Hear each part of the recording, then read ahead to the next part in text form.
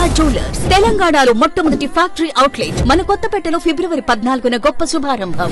ప్రతిసారి ఎన్నికలు వస్తున్నాయంటే బీఆర్ఎస్ బీజేపీ పొత్తు ఈ అంశం బయట తీసుకొస్తారు. ఇప్పుడు అసెంబ్లీ ఎన్నికల సందర్భంగా చాలా మంది బీఆర్ఎస్ పార్టీ నాయకులు అప్పుడున్న మంత్రులు పార్టీ వీడతారని చెప్పి భావిస్తున్న తరుణంలో ఇదే కేసీఆర్ ఫామ్ హౌస్ లో పూజలు పెట్టి అందరిని పిలిపించుకొని నాకు కేంద్ర ప్రభుత్వంలో నాకు హామీ ఇచ్చిండ్రు, నరేంద్ర మోడీ గారు ఫోన్ చేసిండ్రు, నాకు వ్యవసాయ శాఖ మంత్రి ఇస్తున్నాడు, కేంద్రంలో పొత్తు పెట్టుకుంటున్నాం, మీరు ఎటు ఓకూడదని చెప్పి అప్పుడు వాళ్ళ నాయకులను పిలిపించి ఇదే దొంగ మాటలు చెప్పిండు రాష్ట్ర ముఖ్యమంత్రి. ఇదే దొంగ మాటలు చెప్పిండు. ఆ నాయకులు బయటకు వచ్చి బీఆర్ఎస్ బీజేపీ పొత్తున కాంగ్రెస్ వరకు కోతి కొబ్బరికాయ దొరికినంటే వాళ్ళు బీఆర్ఎస్ బీజేపీ పొత్తట అన్నారు. కోమటిరెడ్డి వెంకటరెడ్డి గారు వచ్చి బీజేపీతో కాదు బీఆర్ఎస్ మేము పొత్తు పెట్టుకుంటామని చెప్పి కోమటిరెడ్డి వెంకటరెడ్డి గారు అనే జానారెడ్డి గారు ఏమన్నారు, మేము బీఆర్ఎస్ విడిపోయి పోటీ చేస్తాం కానీ కలిసి అధికారం పంచుకుంటామని చెప్పి జానారెడ్డి గారు అనే.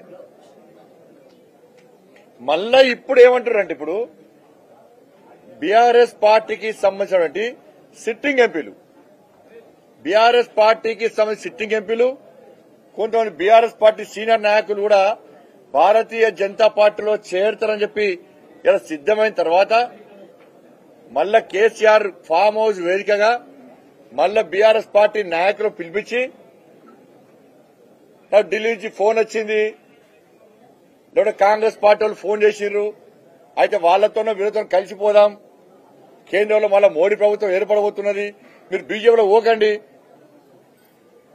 మేము పొత్తు పెట్టుకుంటున్నాం అని చెప్పించి మళ్ళా వాళ్ళని నమ్మించే ప్రయత్నం చేస్తున్నాడు. వాళ్ళ పార్టీ నాయకులను కాపాడుకోవడం కోసము కేసీఆర్ ఆడుతున్న డ్రామా ఇది. కేసీఆర్ కుటుంబం చేస్తున్న తప్పుడు ప్రచారం ఇది. మేము మళ్లీ చెప్తున్నాం, ఒక జాతీయ ప్రధాన కార్యదర్శిగా ఒక ఎంపీగా ఇవాళ మేము క్లారిటీ చెప్తున్నాం. కిషన్ రెడ్డి గారు కూడా ఆల్రెడీ చెప్పారు, ఎట్టి పరిస్థితుల్లో అక్కడున్నోడు ఎవ్వరు కూడా బీఆర్ఎస్ పార్టీతో పొత్తు పెట్టుకోడు. అరే మేము 400 సీట్లు మేము గెలుస్తున్నామన్నా, మేము నరేంద్ర మోడీ గారికి గెలుస్తున్నాడు, ప్రధానమంత్రి అవుతున్నాడు, 400 సీట్లు గెలుస్తామని చెప్పి విశ్వాసం మాకున్నప్పుడు ఇవాళ 3వ స్థానానికి పోయినటువంటి బీఆర్ఎస్ పార్టీతోని మాకు పొత్తు ఏమవసరం?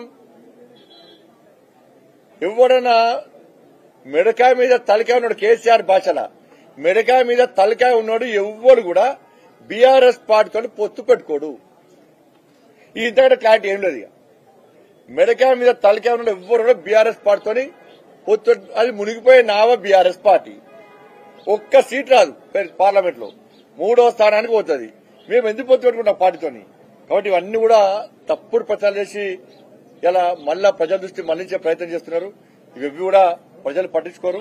ప్రజలకు నరేంద్ర మోడీ గారి విశ్వాసం, భారతీయ జనతా పార్టీ ఇన్ని రోజులు తెలంగాణ రాష్ట్రంలో చేసే పోరాటం, వాళ్ళు మన శాసనసభ ఎన్నికల్లో చేసిన పొరపాటును ప్రజలు గుర్తిస్తున్నారు. మేము తప్పిపోయి కాంగ్రెస్ పార్టీకి ఓటేసినాం, బీజేపీకి వేయాల్సిన ఓటు మేము కాంగ్రెస్ పార్టీకి ఓటేసినాం, ఇప్పుడు మోసపోతున్నాం, ఇంకొకసారి పొరపాటు వేయం.